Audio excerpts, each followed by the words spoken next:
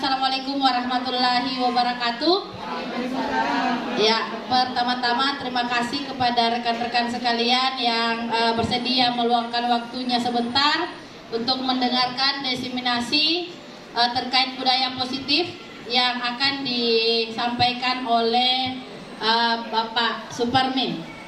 Nah, ini adalah bagian dari rekognisi ya. Kegiatan rekognisi beliau untuk menjadi setara dengan calon guru penggerak. Ya, nanti mungkin beliau akan lebih banyak bercerita tentang programnya ini. Oleh karena itu dimohon Bapak Ibu untuk kesediaannya paling tidak sampai 10 menit setelah istirahat untuk mendengarkan paparan dari beliau terkait budaya positif. Ya, saya kira seperti itu pengantarnya. Saya serahkan waktu dan tempat, saya serahkan kepada beliau. Adalah keyakinan kelas. Yang keempat, seperti apa kebutuhan dasar manusia. Ya, jadi tidak kaget ketika siswa tak begini karena itu memang kebutuhan dasarnya mereka. Ya, lalu yang berikutnya adalah posisi kontrol guru. Bagaimana kita menanggapi setiap reaksi yang muncul dari siswa. Iya, lalu yang terakhir menerapkan segitiga restitusi. Segitiga restitusi ini sebenarnya adalah kalau Bapak Ibu biasa dengar coaching, komunikasi ya, komunikasi yang tujuannya bukan menyalahkan siswa, tapi menggali potensi-potensi positif. Bu Eka makan ki, tidak ada masalah Bapak Ibu, sambil santai, saya diseminasinya sederhana saja. Nah, yang pertama adalah disiplin positif. Inilah yang selalu dibahasakan dengan istilah kemerdekaan. Padahal sebenarnya Bapak Ibu, Ki Hajar Dewantara mengatakan bahwa di mana ada kemerdekaan, disitulah harus ada disiplin yang kuat. Jadi bukan kemerdekaan yang bebas. Tapi kalau siswa kayak sekarang nih, dia bisa mengatur motor tanpa kita hadir di situ, berarti dia sudah merdeka. Ya, tapi kalau misalnya selalu kita suruh, ayo nak parkir motornya, ayo nak sampah di depan kelas masih bertumpuk, berarti sebenarnya mereka belum merdeka. Mengapa? Karena pengaruhnya adalah masih eksternal, masih dari kita. Iya, sama kita Bapak Ibu. Kalau kita masuk di kelas gara-gara Pak Tajuk begitu, berarti belum disiplin positif. Iya. Saya tadi lewat-lewat ke belakang. Saya tajik, saya hanya lihat-lihat, oh gini ya. Ada yang parkirnya lari masuk, ada yang parkirnya lari keluar. Iya, berarti kita masih juga. Artinya materi ini selain untuk kita, juga untuk siswa kita. Nah, kemudian Ki Hajar melanjutkan bahwa ketika sebenarnya kita merdeka dan tidak mampu disiplin secara pribadi, maka tunggulah orang lain akan mendisiplinkan kita. Dan itu kan memang benar ya. Kalau kita selama ini, siswa selama ini tidak disiplin, maka tunggu Bapak dan Ibu guru yang akan mendisiplinkan mereka. Jika Suparmi tidak disiplin masuk mengajar, maka tunggu Pak Haji Tajuddin yang akan memaksa kita untuk disiplin. Pasti seperti itu Bapak Ibu. Dan yang terakhir, jika tidak selama ini tidak disiplin kisalat, maka tunggu Allah yang akan memaksa kita untuk disiplin. Itu maksudnya di kemerdekaan. Jadi bukan merdeka yang kebablasan. Iya. Nah, Dr. William Glasser mengatakan bahwa ilusi guru mengontrol murid. Diilusikan bahwa misalnya kayak tangan tak kayak begini. Ini kalau Bu Rahma misalnya seperti ini, bagaimanapun saya merayu Bu Rahma, uang kah, teman kah, ketika Bu Rahma tidak membuka tangannya dengan kontrol dirinya, tidak mungkin. Apapun yang saya berikan stimulusnya. Nah, itulah maksudnya bahwa guru hanya mampu memberikan informasi ke siswa, tapi guru tidak mampu mengontrol perilaku siswa. Informasi ya, setiap hari kita ceramai, tapi kalau bukan siswa sendiri yang kasih begini tangannya, tidak mungkin. Iya, jadi tugas kita jangki mengeluh, tugas kita hanya menyampaikan, tapi jangki mengatakan, lah jadi apa jago untuk kau? Bukan hakta. Oke, nak berubah ya. Besok nak datang jangan terlambat lagi ya. Besok masuk kelas tepat waktu ya. Itu tugas tak menyampaikan informasi. Tapi bukan tugas tak menjasti lah jadi apa untuk kau? Lah jadi guru jago untuk, lah jadi tahu jago untuk. Bukan ya. Ya, tugasnya kita adalah selalu saja untuk berusaha. Kemudian, nah ternyata Bapak Ibu yang kedua bahwa kritik itu dan membuat orang merasa bersalah dapat menguatkan karakter. Itu anggapan kita selama ini. Kalau selalu dibilang siswa ikut terus terlambat, anggapan tak adalah itu akan menguatkan karakter mereka. Tetapi ternyata Bapak Ibu, menurut ahli ini saya hanya bagikan bahwa ternyata hal-hal seperti itu akan mendaunkan perasaan mereka, akan membuat mereka merasa bersalah terhadap dirinya sendiri.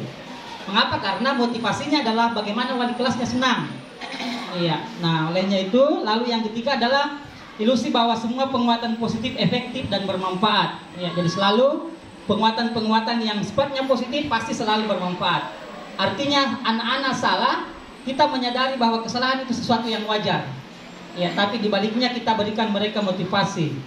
Ya, lalu ini juga yang keempat, mohon kita sadari bersama, ilusi bahwa orang dewasa memiliki hak untuk memaksa, termasuk di keluarga kita ya, di anak-anak kita.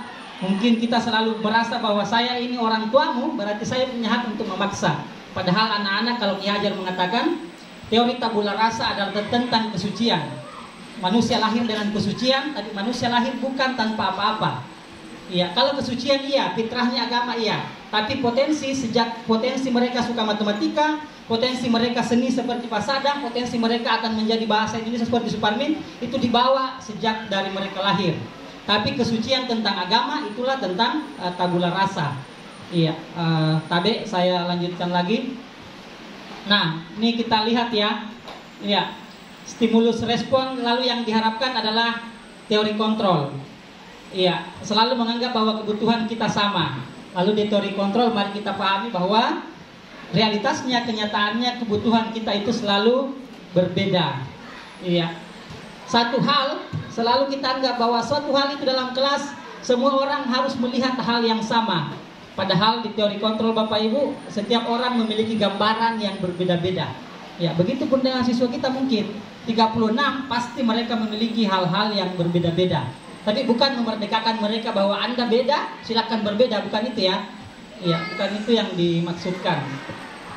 Lalu kalau stimulus respon Bapak Ibu, ada pelanggarannya siswa, langsung kita tindaki dengan hukuman, berarti yang terjadi adalah yang terakhir. Model berpikir menang, guru menang, dan siswa merasa dia kalah. Padahal yang diharapkan adalah di teori kontrol, model berpikir menang dan menang. Siswa merasa menang karena dihargai, kita juga menang dalam menerapkan aturan. Ya, jadi harapannya bukan dipaksakan ya. Ya, ini juga kita hati-hati di bagian ini. Ini saling mengingatkan saja Bapak Ibu. Saya bisa mengontrol orang lain. Di teori kontrol, Anda tidak bisa mengontrol orang lain. Dia mungkin bisa kita kontrol di depan taji, tapi pada saat di belakang tak, maka dia akan berbuat lagi. Itu nih makanya katanya ya. Makanya ada siswa yang begitu baik di sekolah, tapi ketika dia di lingkungan masyarakat, dia berbuat onar. Karena mereka hanya melakukan untuk menyenangkan kita di sekolah. Oke. Nah, ini ya.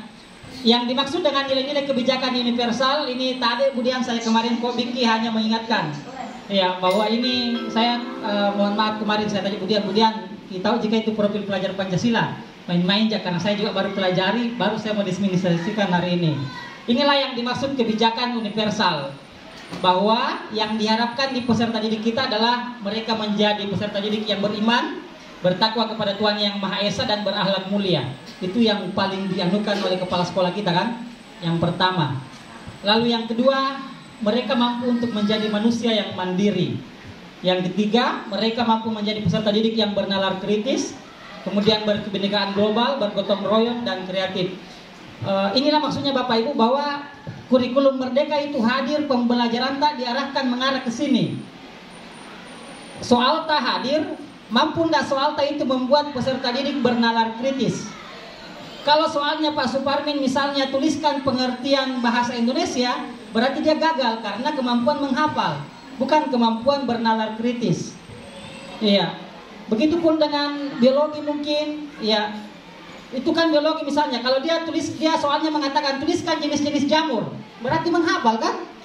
Tapi coba kalau misalnya ragi ini dicampur dengan ini, apa kira-kira kemungkinan yang tercipta? Berarti bernalar kritis. Karena kan nanti, ini materi lagi ya.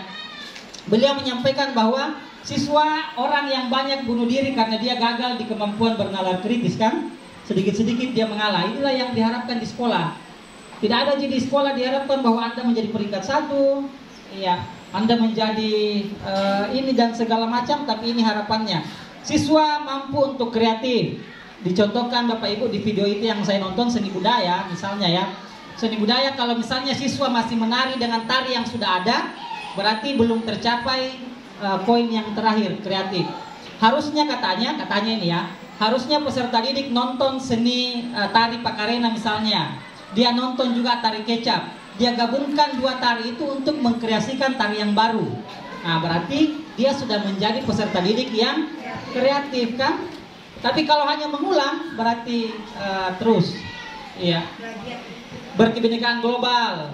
Kenapa hadir berkebinekaan global? Diharapkan bahwa kita tetap utuh dengan budaya kita, tetapi kita tidak boleh menolak budaya-budayanya orang yang dari luar. Itulah maksudnya dia global. Oke. Teori motivasi, hukuman, dan penghargaan. Nah, ini juga layak untuk kita diskusikan bersama. Yang pertama bahwa Dan Gasser dalam bukunya mengatakan ada 3 motivasi perilaku manusia, dan ini mengontrol peserta didik kita. Yang pertama adalah untuk menghindari ketidaknyamanan atau hukuman. Yang kedua, untuk mendapatkan imbalan atau penghargaan dari orang lain. Lalu yang ketiga, untuk menjadi orang yang mereka inginkan dan menghargai diri sendiri dengan nilai-nilai yang mereka percaya. Kalau jujur Ki Siswata dia ada di mana? Peserta didik kita kira-kira di antara 3 ini ada di bagian mana? 1 pertama. Kalau bukan 1 berarti dia di 2 kan? Dia tidak terlambat ke sekolah karena malah lagi dihukum. Berarti dia yang pertama menghindari ketidaknyamanan atau hukuman kan? Di kelas mungkin ini tidak salah, tetapi tidak disarankan dilakukan. Kebiasaan kita memberikan hadiah ke siswa bintang segala macam atau siapa yang cepat ngumpul tinggi nilainya. Dia masuk di teori yang kedua, mendapatkan imbalan atau penghargaan diri dari orang lain. Kan biasa begitu. Yang cepat selesai saya kasih nilai 80 ya. Yang kedua selesai saya kasih nilai 70 ya. Di awal-awal mungkin bagus menurutnya teori ini. Tapi 1 bulan 2 bulan ketika itu tidak kita lakukan, maka siswa yang pertama tadi akan bermalas-malasan karena tidak ada janji imbalan, tak kan? Iya. Padahal yang diharapkan Bapak Ibu adalah yang ketiga. Kenapa kita belajar? Karena saya butuh. Mengapa kita masuk matematika? Karena saya butuh dengan matematika. Berat memang. Iya, berat memang buat kita semua. Tapi sekali lagi yuk kita mengajaknya ke siswa. Kita pahamkan diri kita bahwa saya mengajar siswa bukan untuk menjadikan mereka kayak saya, tapi saya hadir untuk melayani mereka sesuai dengan kebutuhan dan kemampuannya mereka kan? Iya, karena stres gitu kalau tidak. Iya, stres gitu. Jadi kita yuk mari menjadikan orang yang mereka inginkan dan menghargai diri sendiri dengan nilai-nilai yang mereka percayai. Oh, saya mau jadi ini karena ini kesadarannya kan? Iya, cukup kita menjadi menuntun mereka. Kalau Ki Hajar Bujung menyampaikan bahwa tugasnya seorang guru sama dengan petani.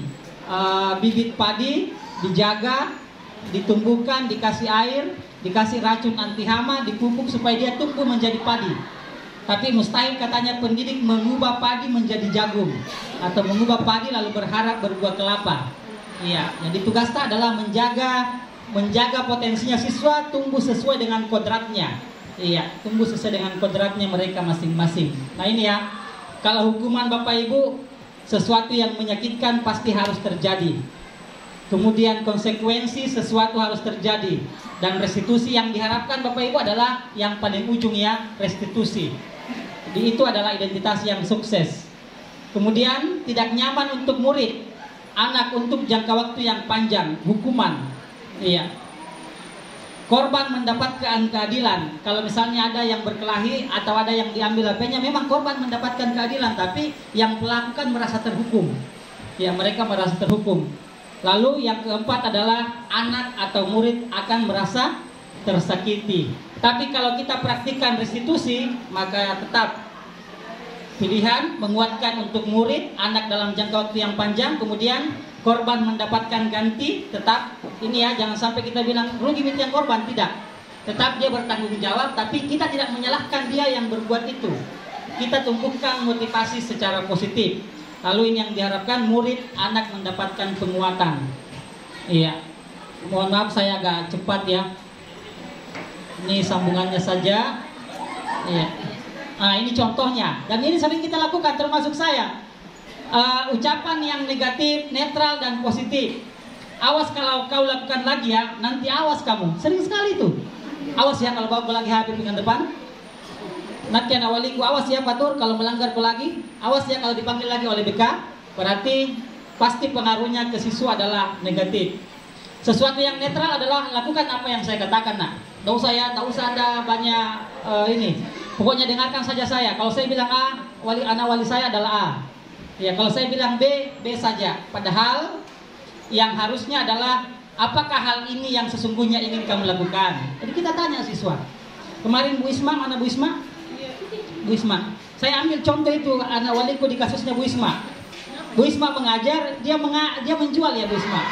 Dia menjual roti. Lalu dia ke ruangan. Saya tanya apa yang terjadi. Dia sampaikanlah. Jadi siswa yang banyak bercerita, kita hanya banyak mendengar. Dia jelaskanlah gini. Saya mengatakan, lalu Anda yakini itu sesuatu yang baik enggak? Dia mengatakan tidak Pak, karena Bu Isma sedang mengajar. Berarti dia tahu kan? Tanpa saya mengatakan kesalahan Mantongko, tidak. Dia yang akan mengakui dirinya. Lalu apa yang dilakukan oleh Bu Isma? Dia menegur saya, Pak. Bagaimana perasaan Anda ketika menjadi Bu Isma? Dia mengatakan, pasti saya tersinggung Pak. Nah, berarti dia mulai tumbuh. Lalu terakhir saya mengatakan, lalu kalau begitu kira-kira apa yang Anda akan lakukan selanjutnya? Lama berpikir. Tapi kekeliruannya dia mengatakan, tidak mau menjual roti Pak. Dia ambil kesimpulan itu, tidak mau menjual roti Pak. Tapi saya lanjutkan lagi, kalau Anda tidak menjual roti apa pengaruhnya? Dia bilang, kurang dibawa uang belanjaku Pak.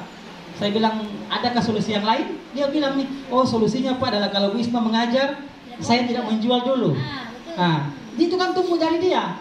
Saya bilang lagi, selain Bu Isma, apakah guru lain boleh? Oh tidak Pak, semua guru saya tidak boleh menjual. Nah, berarti dia tumbuh dan menyadari sendiri. Lalu sebelum berpisah saya mengatakan, apa hari ini yang Anda dapatkan? Dia ulang nih, Pak Suparmin memberikan saya penguatan. Lalu saya menyadari tentang ini. Bisa tidak itu Anda ingat selamanya? Dia bilang, iya Pak. Berarti dia tumbuh dengan keyakinannya sendiri. Apakah pasti langsung berubah? Tidak. Iya, butuh perjuangan dan butuh kesabaran di antara kita. Iya. Nah, kalau hukuman pasti kan paksaan. Kalau hukuman, stimulus respon, teori kontrol. Kalau misalnya dia di restitusi, kita mendorong disiplin yang positif dan konsep dirinya kuat. Makanya di guru penggerak itu Bapak Ibu TAB, saya berbagi sekolah-sekolah yang dicontohkan itu sekolah-sekolah tanpa aturan. Tapi kalau kita lihat videonya, siswanya luar biasa disiplinnya. Tapi tidak ada aturan sekolahnya. Karena dia memang mengatakan di awal perjuangannya luar biasa. Tapi ketika itu tumbuh dengan kesadaran diri, maka tidak ada artinya aturan. Kan tidak ada pasal-pasal di sekolahnya. Oke. Nah, selanjutnya adalah keyakinan kelas. Biasa apa ini diistilahkan kalau di kelas? Peraturan ya? Kontrak belajar. Kontrak belajar. Kontrak belajar tak kira-kira apakah kita yang buat atau kita minta dari siswa? Nah, itulah yang diharapkan sebenarnya. Sehingga bukan kita yang masuk. Nah, matematika Pajari masuk. Ini ya kontrak belajar saya 1, 2, 3, 4 ikuti ya. Berarti kontrak belajar itu dari kita. Padahal menumbuhkan keyakinan kelas harus dimulai dari ada sesuatu Pak Wakasek. Ya, saya sedikit lagi tambahkan ya. Iya. Nah, yang diharapkan adalah keyakinan kelas Bapak Ibu, bahwa aturan itu kita bentuk bersama dan mereka paham bahwa itu positif buat kita. Saya lanjut lagi. Nah, ini keyakinan kelas, kan kemarin ujung sebelum keyakinan kelas apa? Kesepakatan kelas. Jadi dia tingkatannya begitu, keyakinan kelas, kemudian yang terbaik adalah kesepakatan kelas. Keyakinan kelas itu bersifat abstrak daripada peraturan yang lebih rinci dan konkret. Jadi dia keyakinan sederhana saja kata-katanya. Bahkan ada sekolah yang saya baca, peraturan sekolahnya hanya satu. Saya merdeka tapi tidak mengganggu kemerdekaan orang lain. Hanya itu. Dibanding kita yang di Pak Wakasek itu membuat pasal-pasal, kan luar biasa. Luar biasa pasal-pasal itu dan setiap hari ada tonji pelanggarannya. Dia sederhana keyakinan kelasnya, saya merdeka dengan diri saya sendiri tapi tidak mengganggu kemerdekaan orang lain. Tapi bukan hanya teks, ya, memang dia harus dipraktikkan oleh siswa. Ini ya contoh keyakinan kelas yang dibuat oleh sama sebenarnya dengan kesepakatan kelas kita. Bekerja sama menjaga kebersihan kelas, kemudian saling peduli, menghargai dan membantu sama lain, tepat waktu dan aktif di kelas. Tapi keyakinan kelas ini Bapak Ibu kalau kita lihat prosesnya bukan langsung disebutkan. Tapi dia bertanya, kalau jam pertama bagaimana kira-kira? Jadi digali dulu dari siswa. Siswa mengatakan, saya Pak biasa terlambat karena membantu orang tua. Nah, dari situ baru kita mengatakan apa kira-kira kemungkinan yang kita yakini. Oh, lalu dia mengatakan tepat waktu dan aktif di kelas. Kan biasa langsung kita bacakan saja kan? Tepat waktu dan aktif di kelas, mengerjakan tugas tepat waktu, tanpa kita diskusikan dulu dengan siswa. Jadi yang diharapkan adalah mereka tahu apa sih manfaatnya tepat waktu dan aktif di kelas, sehingga kesadarannya yang muncul, bukan yang dipaksakan. Dan sekali lagi berat, memang berat. Yuk, kebutuhan dasar manusia ini untuk peserta didik kita. Kebutuhan untuk bertahan hidup ini yang paling rendah, sama dengan primata ya. Mereka butuh makan, mereka butuh tidur. Ya, berarti kebutuhan untuk bertahan hidup. Siswa juga begitu kan, sama dengan kita. Lalu yang kedua, mereka dan semua manusia butuh kasih sayang dan rasa diterima. Ini yang biasa juga jarang kita. Ya, kasih sayang dan rasa diterima. Kan ada terkadang siswa yang mereka merasa tidak diterima di kelas itu kan? Iya, padahal itu adalah kebutuhan dasarnya mereka, termasuk kita. Kebutuhan dasarnya kita sebagai manusia adalah kita butuh kasih sayang dan rasa diterima. Nah, kemudian bagian ini Bapak Ibu, yuk, penguasaan, pengakuan atas kemampuan. Jadi memang kemampuannya peserta didik berbeda, tetapi level-level itu harus kita akui semua. Ya, jangankan biasa juga kita yang diperhatikan terus yang bagus-bagus. Lalu yang tidak, kau sangkama jagonya di kelas katanya jago tidak ada pengaruhnya. Istilahnya Pak Ali, apa hadisnya Pak Ali? Biar peringatan apa yang disampaikan ki Allah sudah menutup mata dan hati mereka. Iya, itu di sisi agama ya, padahal mereka butuh penguasaan. Di contoh Bapak Ibu, ada contoh kasus yang dihadirkan di LMS yang saya baca kemarin. Siswa bermain lempar-lempar di kelas, lalu kepala sekolah lewat, kemudian tiba-tiba lemparan bolanya mengenai kepala sekolah. Lalu pertanyaannya di bawah, kebutuhan dasar manusia apa yang sedang dipraktikkan oleh siswa? Saya jawabnya adalah mereka butuh kesenangan. Disitulah dipraktikkan restitusi bahwa kesenangan itu memang adalah kebutuhan Anda, tapi jangan sampai kesenangan Anda mengganggu kesenangan orang lain. Ya, tapi tidak langsung. Kena ke kepala sekolah bola, ini kemari BK. Sudah panggilan orang tua, skorsing 2 hari. Ya, padahal kan mereka kena kepala sekolah bola tanpa sengaja kan? Ya, jadi digali dulu, ditanya. Kalau di situ ya, saya hanya berbagi, tanya terus, kenapa Anda melakukan tadi? Saya main-main Pak. Lalu kena kepala sekolah, tidak sengaja. Apa kira-kira akibatnya? Di komunikasi itu dibangun dari peserta didik. Dan siswa banyak yang air itu ya, mereka butuh kebebasan dan mereka butuh kesenangan. Ya, banyaknya di situ Bapak Ibu. Ada ya. Posisi kontrol guru, ini juga penting. Kalau kita lihat kini di mana kira-kira posisi kita selama ini yang banyak dipraktikkan? Pernah bisa share Apakah di satu? Jangan mikir jati besar dalam hati mana? Karena sangkal majaki. Saya juga begitu dalam hati. Mungkin kita terkadang di posisi penghukum, mungkin pembuat merasa bersalah, mungkin di posisi teman, mungkin pemantau atau manajer. Ini videonya ada. Kalau mungkin nanti dibagikan. Mungkin juga Bujum sudah ya. Kalau sedikit-sedikit hukuman, berarti kita posisi kontrol adalah yang pertama. Kalau sedikit-sedikit, ikau mesti ngapanggaukang. Kemarin ikau sih, berarti kita di kedua, pembuat merasa bersalah. Atau kita mengatakan ibu tidak senang dengan perilakumu, berarti kita membuat rasa bersalah kepada peserta didik. Bagaimana kalau kepala sekolah tahu? Berarti membuat merasa bersalah. Atau juga di 3 teman, itu juga kurang bagus. Ketemu dengan siswa, halo Ces. Berarti posisi kontrol teman.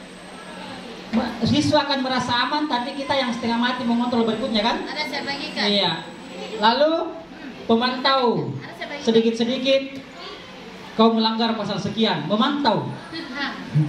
Sedikit-sedikit kau melanggar kesepakatan sekolah pasal sekian, bab sekian, berarti memantau terus. Nah, yang diharapkan adalah kita di posisi manajer. Iya.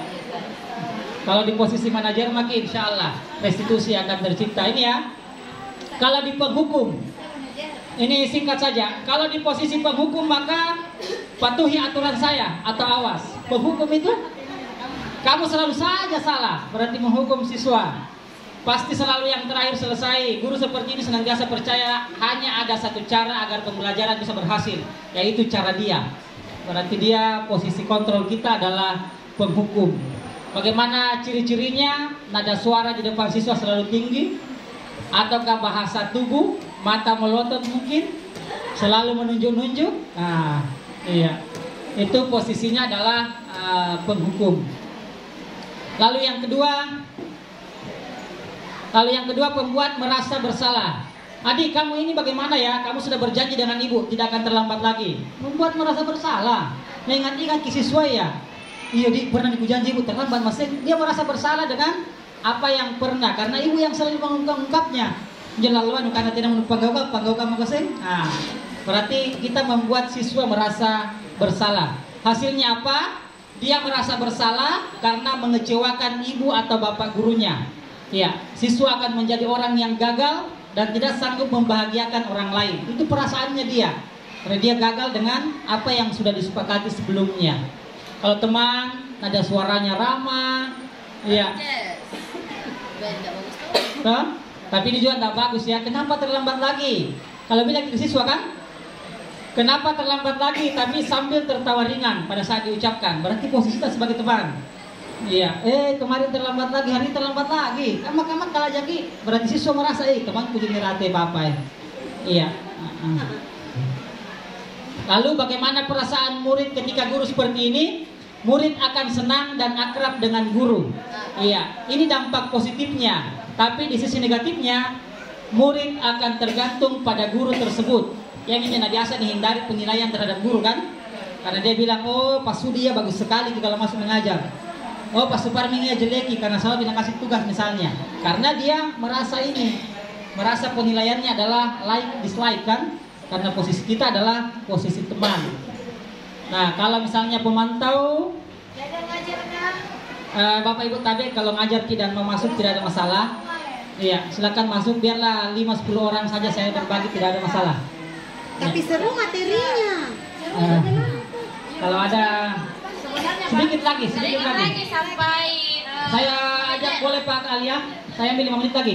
Iya, bolehlah. Iya. Kalau misalnya peraturannya apa? Tahu nggak peraturan yang sudah ditandatangani oleh orang tuamu? Berarti kita posisi memantau. Ya, saya lanjut. Yang diharapkan adalah kita berada pada posisi manajer. Tulus, bahasa tubuh tidak kaku, mendekat ke murid. Adi, apakah kamu mengetahui jam berapa sekolah dimulai? Berarti dia merasakan ada komunikasi di situ. Padahal ditahu sih. Sangka aja sebenarnya kalau bilang jam 7 orang masuk nih. Tapi dia mulai dengan menggali satu siswa tahu enggak? Iya. Saya bisa menanyakan teman saya Pak untuk mengerjakan tugas yang tertinggal. Baik, itu bisa dilakukan. Apakah besok akan ada masalah untuk kamu agar bisa hadir tepat waktu ke sekolah? Ya, jadi komunikasi dengan siswa. Ya, ketika itu tumbuh maka yang diharapkan adalah tumbuh secara positif. Dan yang terakhir materinya adalah segitiga restitusi. Ini yang diharapkan ya. Kalau segitiga restitusi kita terapkan ke siswa maka posisi kita adalah posisi manajer. Iya. Proses menciptakan kondisi bagi murid untuk memperbaiki kesalahan mereka sehingga mereka bisa kembali pada kelompok mereka dengan karakter yang lebih kuat. Jadi dia merasa tidak bersalah, dia merasa tidak dihakimi, tapi dia hadir dengan perasaan yang karakter yang lebih baik, tapi dia tidak merasa ada perlakuan negatif kita terhadap mereka. Iya. Tiga prinsipnya Bapak Ibu. Yang pertama adalah menstabilkan identitas. Jadi kalau ada pelanggarannya siswa, diupayakan menstabilkan identitas dulu. Iya. Teori kontrolnya, kita semua akan melakukan hal yang terbaik yang bisa kita lakukan. Jadi kalau melanggar ke anak-anak, kita terima dulu bahwa pelanggaran itu suatu hal yang wajar mereka lakukan. Ya, karena kita berada pada menstabilkan identitas. Nah, diambil ke pulpennya sama temannya. Sadarkan dulu bahwa memang wajar dia marah karena pulpennya diambil kan? Wajar dia meluapkan dulu kemarahannya. Langsung bilang, ngapa nih ke pulpen lu juga apa? Enggak kan? Wajar, sesuai sama dengan kita, wajar dulu untuk marah. Menstabilkan identitas. Lalu kita lanjut, validasi tindakan yang salah. Semua perilaku manusia memiliki alasan. Kenapa tadi Anda ambil pulpennya teman? Kenapa tadi menjual roti pada saat Bu Isma mengajar? Berarti kita sudah validasi tindakan yang salah kan? Tapi dalam bentuk diskusi. Iya. Lalu yang terakhir menanyakan keyakinan. Kita semua memiliki motivasi yang internal. Kalau misalnya Bu Isma mengajar, kira-kira agar Anda tetap bisa menjual roti, bagaimana kira-kira? Jangan mengatakan, enggak Pak, saya tidak akan menjual ketika jam pelajaran. Langkahnya yang pertama Anda akan lakukan apa? Bagus sampaikan teman-teman Pak. Kalau jam pelajaran teman-teman, jangan dulu tanya-tanya saya tentang roti ya. Nah, itu kan dia sadar. Dan dia tumbuh sendiri. Akhirnya sekarang dia enak. Masuk kembali dengan Bu Isma, dia juga merasa bahwa saya tidak memperlakukannya dengan hukuman. Iya. Lalu, gitu ya. Menstabilkan identitas, ini contoh ucapan-ucapannya Bapak Ibu. Boleh kita ucapkan ke siswa, tidak ada manusia yang sempurna nak. Saya tidak tertarik mencari nak siapa yang salah, tapi yang saya lebih tertarik gimana kira-kira solusinya. Iya kan begitu bagusnya itu. siswa merasa saya tidak jina, dia gini Pak, saya tidak jina, saya tidak mau cari siapa yang salah, saya sekarang mau komunikasikan apa kira-kira jalan terbaiknya ke depan. Iya, sehingga kita fokus ke solusi, bukan fokus menjustis ke anak-anak kita. Iya. Lalu kamu merasa berhak merasa begitu ya? Iya, karena ngambil pulpenku Pak. Berarti kita tanyakan dulu, menstabilkan dulu identitasnya mereka. Lalu yang kedua, validasi tindakan yang salah. Baru, iya, kamu pasti punya alasan mengapa melakukan hal ini. Berarti kita tanyakan lagi, kan apa motivasinya dia berbuat seperti itu? Kamu pasti punya alasan terlambat hari ini. Kamu pasti punya alasan tidak mengerjakan tugas. Iya. Walaupun ini Bapak Ibu tidak juga bahwa sabar terus Ki. Ada juga puncaknya kayak yang bilang Pak Ali. Kalau selalu dan dia, maka apapun yang disampaikan sudah tertutup telinganya. Itunya biasa tetap dimutasi dari sekolah kan. Ya, tidak juga menjadikan kita ini guru yang selalu begini-begini terus. Tidak, ada juga klimaksnya. Yang salah adalah memberikan hukuman pada siswa tanpa melalui proses restitusi itu. Itu yang diharapkan muncul. Nah, lalu yang terakhir menanyakan keyakinan. Iya. Apa nilai-nilai umum yang kita telah sepakati? Apa bayangan kita tentang kelas yang ideal? Kamu mau jadi orang yang seperti apa? Jadi ini menumbuhkan semangat positif mereka kan? Sambil mereka berpikir, kamu mau jadi orang seperti apa? Saya mau Pak manusia yang menghargai orang lain. Saya mau Pak menjual juga tetap, tapi tidak juga mengganggu pelajarannya ibu siapa yang mengajar misalnya.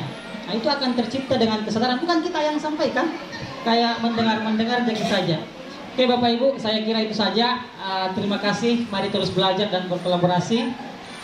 Saya hanya berbagi, sekali lagi ini tugas saya, sekaligus mudah-mudahan bermanfaat. Dan saya bukan menerapkan semua ini di kelas, tapi ketika ada sesuatu hal maka ingatkan saya. Kita saling mengingatkan ya, untuk SMA 9. Terima kasih, sekian. Assalamualaikum warahmatullahi wabarakatuh. Iya, patut diberi aplaus ya teman-teman. Terima kasih kepada rekan-rekan guru dan Pak Suparmin atas paparan yang luar biasa. Dan saya kira ini sangat bermanfaat bagi kita, utamanya kita yang menjadi seorang guru, ya. Ya, nanti ya. Ada yang mau bertanya? Ya. Ya. Silahkan.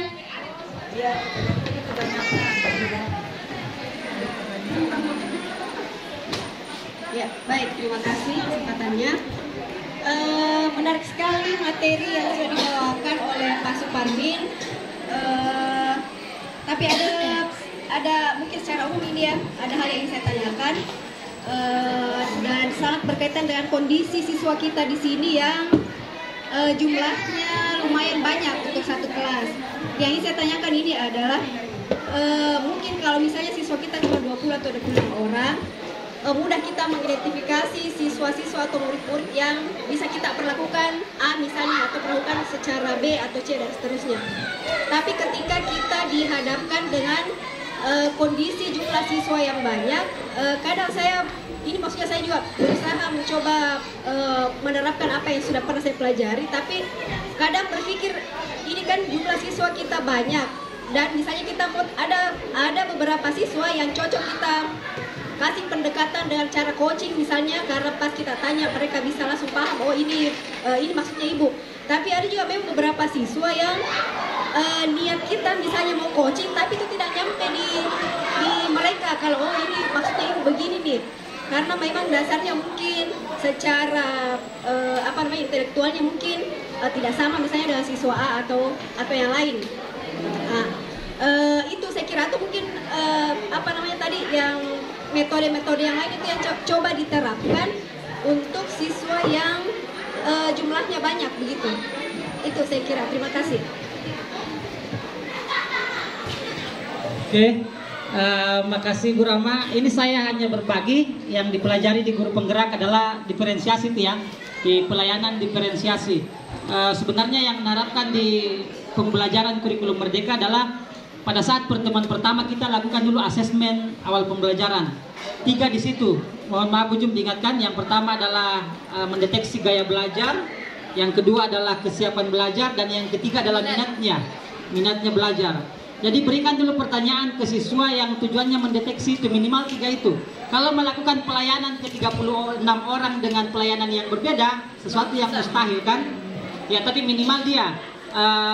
Kalau di hasilnya di gaya belajar kan hanya 3 yang diharapkan. Apakah dia visual, audiovisual atau kinestetik. Nah, jadi minimal 3 itu kita layani berarti sudah bisa dianggap berdiferensiasi. Tidak mungkin juga dia per individu kan? Iya. Maksudnya kan kalau saya, ini contoh saya di Google Sites saya itu 3 yang saya siapkan, teks, kemudian PPT, kemudian video. Jadi kalau siswa bawa HP, materinya saya sampaikan, yuk diakses. Mereka yang suka baca dengan teks, mereka akan buka materinya yang teks. Mereka yang suka video, berarti mereka akan buka yang video. Mereka yang suka PPT yang bergambar dan berwarna, dia akan buka itu. Minimal kita melayaninya ke situ. Iya, melayaninya itu sudah dianggap berdiferensiasi. Ya, kemudian diusahakan juga katanya ya, diharapkan sebenarnya adalah bentuk soal nanti bisa bervariasi juga itu, walaupun itu berat. Kalau di ujian semester kan tidak mungkin soal bervariasi. Ya, tapi diharapkan kalau kayak ujian harian ulangan harian atau asesmen harian diharapkan kita lihat oh ini siswa kalau aku kasih ke soal ini tidak mungkin dia jawab. Bagaimanapun pasti dia akan nyontek kalau benar. Itu kan kita sudah tahu sebenarnya. Jadi kita tujuan pembelajaran tak tercapai, tetapi pelayanannya sesuai dengan kemampuan peserta didik. Iya, tidak bawa soalnya seragam sehingga mereka semua harus mencapai itu. Iya, di bukunya Ki Hajar menyampaikan bahwa mustahil mengajari monyet untuk terbang. Iya, dia sampaikan begitu logikanya ya. Iya. Dan mustahil mengajari ikan untuk memanjat. Ya, begitu di bukunya. Artinya memang kita sabar lagi bahwa itu adalah kebutuhannya siswa, itu adalah kemampuannya. Kita hadir untuk melayani sesuai dengan kebutuhan. Itu saja Bu Ramadi. Iya. Oke Bu Jom, silakan ditutup. Terima kasih kameramen, terima kasih Bapak Ibu, terima kasih. Yuk terus belajar untuk kebaikan kita. Sekian, assalamualaikum warahmatullahi wabarakatuh. Ya, beri aplaus dulu untuk pemateri kita, luar biasa. Ya, demikian diseminasi terkait budaya positif dari Pak Suparmin hari ini. Mudah-mudahan bisa bermanfaat untuk kita semua. Terakhir saya ingin juga menyampaikan, sebenarnya saya ingin mengagendakan satu pertemuan walaupun tidak lama seperti tadi, hanya 30 menit untuk menyampaikan praktik-praktik baik yang saya lalui ketika saya mengikuti diklat 2 minggu yang kemarin. Terkhusus ya, besok ya. Terkhusus terkait dengan kunjungan kami ke beberapa sekolah yang dianggap sudah punya punya nama lah di Makassar. Ya, kita ambil praktik-praktik baik di situ. Ya, ada yang baik kita bisa contohkan. Saya kira itu bisa kita ambil positifnya. Nah, itu mungkin ya kegiatan kita hari ini. Mudah-mudahan besok saya bisa berbagi juga terkait dengan apa yang saya lalui itu. Ya, demikian pertemuan kita hari ini. Assalamualaikum warahmatullahi wabarakatuh. Terima kasih banyak.